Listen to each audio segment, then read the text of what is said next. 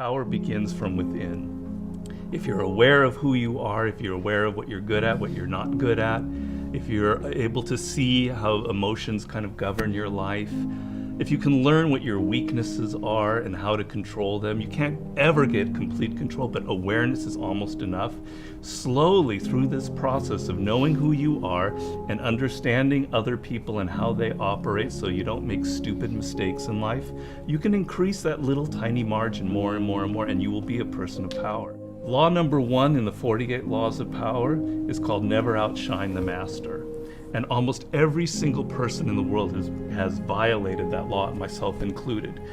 Basically how it works, you're so eager to impress your boss or whomever in your new job that you try so hard that you make him or her feel insecure. Like maybe you're younger and better than they are, and because of that, you're fired, or something bad happens to you, and you never know why. Do you think meditation is allowing you to make more interesting connections because of the quiet? Yes, I mean, I'm not going to go too deeply into this. It's a theory of creativity that's not my own, but that I use a lot in Mastery. And basically the idea is that ideas are generated in the unconscious. They're not generated consciously. Your conscious mind is very limited what you can hold in your memory. Right. But unconsciously, in your subconscious, when you're asleep, when you're dreaming, the mind is filled with thousands upon thousands of ideas and things that are there, that are lingering there. And connections are being made all of the time. And occasionally those connections float up to your conscious mind, and you have a brilliant idea about how to do something. 1 out of 10 people are like great manipulators. And there just takes one person and they can ruin your life. We were born with this natural talent. Every single person is born with this talent for getting inside the minds of other people. It's something that you're not even aware of. How do they need to conceive of that? To what end are they using that skill to make their own dreams come true? First thing is, you're not aware of this power that you have. You're walking around in life, I'm not critical because I'm the same, sort of sleepwalking. You're inside hearing your own thoughts day in, day out, like a continually, circling loop in your head. And you're not aware of the fact that if you stop that and you look at other people, a world opens up to you. So what's the first component of that world? Nonverbal communication. 95% of what really matters in communication between people is not through words. Words are used to deceive you, to disguise what people are really thinking. What are just a step or two that they can take down that path starting today? The first thing to understand is the most important, and that it is a skill. If you want to play the piano, you can't just sit down and suddenly play. You've got to practice it. You've got to practice it every day. And if you practice an hour a day, you're going to get better at it. Why are children able to learn and an adult can't? The reason is children don't think that they're superior. They don't think that they already understand the world. They're this small. They're weak. They're defenseless. They have to learn or they're going to die. They have to learn how to speak the language. They have to learn what's going on with their parents, or they're literally going to die.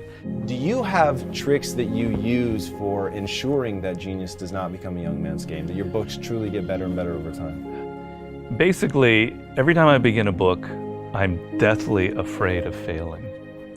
I feel like, it's not going to sell as well as the last book. I'm losing it. I got to go back to square one. Each project, each thing that you do in life, you have to kind of create that feeling in the gut like, I don't know if I'm going to be able to pull it off. I don't know if I can go 12 rounds with Floyd Mayweather this time. I don't know it.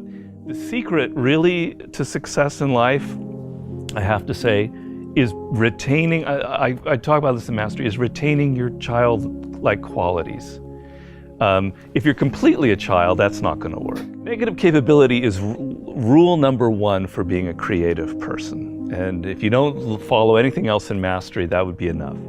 The ability to keep 2 ideas that contradict each other in your mind without feeling uncomfortable, without having to come to a conclusion. You can think about something without rushing to judgment and conclusion. You can be in the moment. You can say, well, it could be this, it could be that, it could be that. And you don't have to decide whether it's A, B, or C. You're open to adopting 3 or 4 different viewpoints. If you love music, don't quit your job and play guitar. Like, you're gonna have a hard time feeding your family. But you have advice for them. What is that advice? Yeah, but people say, live your passion. So these are cliches, and nobody changes their life based on a cliche. You've got to do hard work, and to do hard work, you have to have a roadmap. Somebody has to show you step to get there. Working for yourself, starting your own company, doing what you love should be everybody's goal. The process begins by first knowing what you really love. And believe me, I do a lot of consulting. A lot of people have no self-awareness. They don't even really know what it is that they were meant to do in life. They loved music when they were a kid, but then they got into law or whatever because of their parents, and then they don't know who they are anymore. Well, do I really like music? You got to go through that process first of figuring out what it is that really connects to you in a deep, visceral way, what you loved when you were a kid, what still excites you. Once you go through that and you understand it and you've got some clarity about it, okay, how do I incorporate that in my life? So if you're 23 years old, it's a little easier.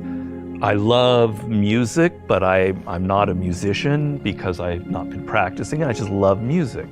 But I have a real good sense of business. I've been studying business and I have an MBA, etc. Okay, I've got to now find a way to craft a career that combines my knowledge of business and my love of music. And if I follow that and I do it smart and I plan it out, eventually what starts out with more business than music will end up becoming more creative as I get better and better at it. How do you prepare somebody to survive that initial stage of boredom and pain? Well, pain is great. You've got to embrace pain. Pain is pleasure. You've got to make the connection between the physical and the mental. Well, you know that when you're exercising, when you're running or you're working out or whatever, it hurts, but it leads to something pleasurable. You have to be able to translate that to mental things. And if you make that switch in your mind, it is mind-blowing what can happen to you. Who are the most messed up people in the world? Spoiled kids. Kids who are given everything, who have a rich father or mother and they don't have to work or try. They are the most messed up people you'll ever meet. Each person, I make this point in Mastery, is born unique. And it's kind of one of those cliches. Yeah. But there's science to it. The science is your DNA will never be repeated. The way your brain is wired will never be repeated. Your experiences in life, you're one of a kind. And it's an amazing thought if you think about it. Of all of the billions of humans that have lived and will ever live, there will never be anybody who is wired like you are wired. And the problem in life is as you get older, you can become more and more like other people. You spend a lot of your time thinking about what other people like, and you're not aware of what you like. You go into careers because you listen to other people. If you look at all of the brilliant people who've succeeded in life, if you look at a Steve Jobs, you look at an Elon Musk, etc., there's nobody else out there like them. You're never going to be able to pinpoint one other person like them. They are completely unique, and those are the people that end up having power in the world. So if you're going to be able to create that website, that blog, that whatever it is, that startup that is different, that has its own niche and reflects you, something good will happen from it. Control people's perceptions of reality and you control them. It's a great military strategy. Comes from the great Colonel Boyd, who invented what's known as the OODA loop.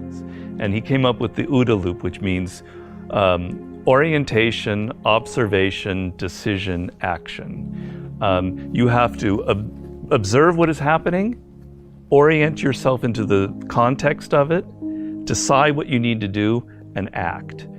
We want to believe that there are shortcuts to success. We want to believe we can take a drug or we can do something that'll make it quick and easy. But the truth is, it takes grit. It takes persistence. So it's hard to understand what could happen to you in 10 years in a visceral gut way of what it means to have failed in life. And to me, failure in life is not having money. It's not realizing your potential.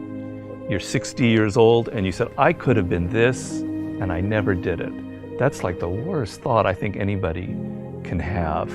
And you don't think about it in the moment because your life is okay, but you've got to wake up and understand that there's an urgency here, and that if you're not practicing something now, if you're not aware, if you don't have a path towards something better, you're rotting on the vine, and that day of reckoning will come at some point, and it will be painful. You're not going to feel it suddenly, it'll be slow, but it'll come and it won't be good. Just being aware that you now have a plan is enough to lift you out of that depression. Okay, I'm working at Burger King, but I know I'm going to get to this community college and get a degree here after I save enough money.